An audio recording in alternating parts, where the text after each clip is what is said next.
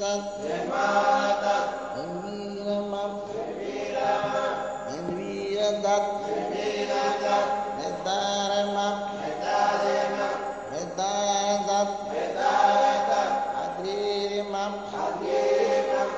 Mì Gõ